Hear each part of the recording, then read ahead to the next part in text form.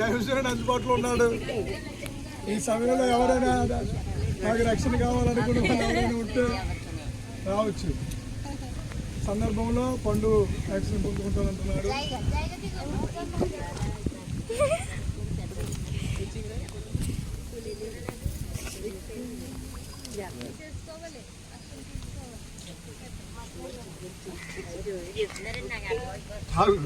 పక్కరా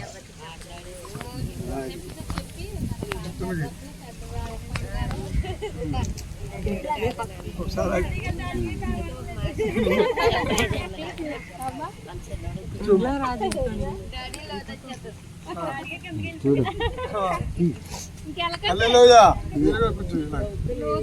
చూడు దేవుడి నామానికి మహిమ కలుగును గాక. ఈ సందర్భంలో వాక్యం చదువుతారు. పరిశుద్ధ వేద గ్రంథం నుండి అపోస్తుల కార్యం 4వ అధ్యాయము 12వ వచనం చదివి ఆ తర్వాత మరొక వచనం కూడా అమ్మగారు చదువుతారు. 2 వచనాల్ని మరి ఎవని వలనను రక్షణ కలగదు, ఈ నామమునే మనము రక్షణ పొందవలెను. కానీ ఆకాశము క్రింద మనుషులలో ఇయ్యబడిన మరి ఏ నామమున రక్షణ పొందలేము. హల్లెలూయా. ఈ దేవుని బిడ్డలారా మరొక వచ్చినప్పుడు చదువుతామమ్మా. మీరు మారు మనసు పొంది పాప క్షమాపణ నిమిత్తము ప్రతివాడు యేసుక్రీస్తు నామమున బాప్తిసం పొందుడి. అప్పుడు మీరు పరిశుద్ధాత్మను వరము పొందుదురు. వచ్చిన అధ్యాయం కూడా చెప్పమ్మా. అపోస్తుల కార్యములు 2వ అధ్యాయము 38వ వచనం. 2వ అధ్యాయము 38వ వచనము. ఈ సమయంలో రక్షణ పొందడానికి మన మధ్యలో మరి సుహాసుపాలు ఉన్నారు. మరి హల్లెలూయా, దేవుడికి మహిమ కలుగును గాక. ఈ సమయంలో ఆ బిడ్డని కొన్ని ప్రశ్నలు వేస్తాము. ఆ ప్రశ్నలకి జవాబు చెప్పుకోవాలని ప్రభు పేరిట కోరుకుంటున్నాం. చేపల కరితో ఏం పడించుకోకు. హల్లెలూయా. చేతుల పైకెట్టుకో. మరి ఈ సమయంలో ప్రార్థన మన మధ్యలో ఉన్న ఇస్సాక్ గారు వచ్చిన ప్రార్థన చేస్తారు. మహాపరిశుద్ధుడా, నమ్మి బాప్తిసం పొందినవాడు రక్షణ పొందడానికి కలిగిన దేవా, నాయన డాడీ గారి ద్వారా 2 కుమారులు రక్షణ పొందారు తండ్రి.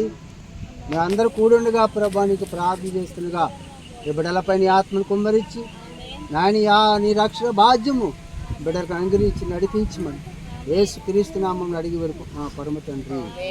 ఆమేన్. చూడు నా కుమారుడా,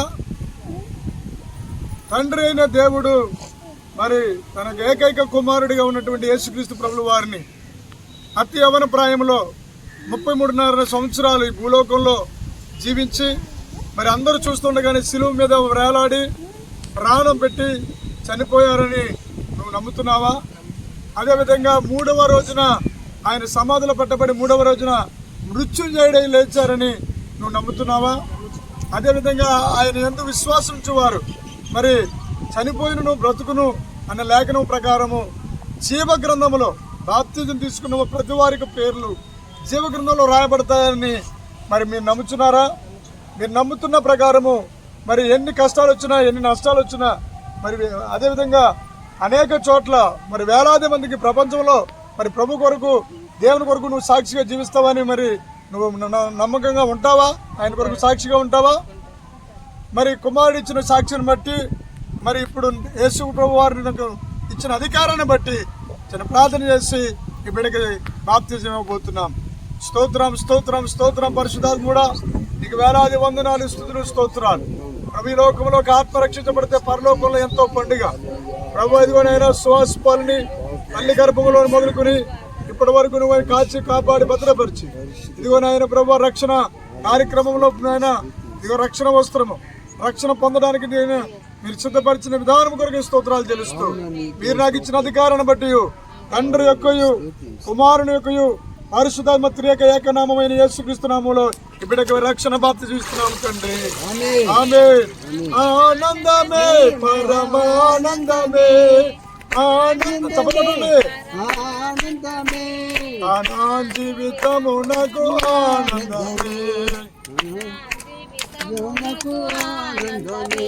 నా సంకటములన్నీ తీరిపోయే సమారదుతలు దాటిపోయి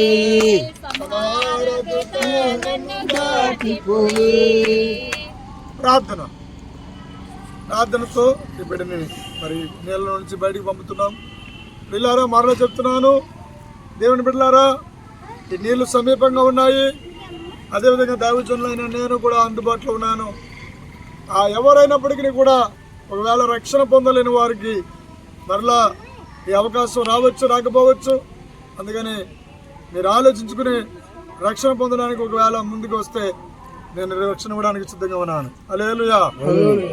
పరిశుద్ధము నమ్మకం కలిగిన మా ప్రియ పరలోక తండ్రి, ఇదిగో నీ బిడ్డ రక్షణ పొందుకున్నారు. ఆయన రాజకుమార్ గారు, ఇదిగో తండ్రి సుహాస్ పాల్ గారు, బిడ్డలిద్దరికనే ఇదిగో నాయన చివరి వరకు నీ రాకడ పర్యంతం వరకు ఆయన బిడ్డలిద్దరూ నీ రక్షణ కాపాడుకోవడానికి సహాయం చేయమని నజరేయుడు యేసు నామములో ప్రార్థిస్తున్నాను పరమ తండ్రి. ఆమేన్, ఆమేన్, ఆమేన్.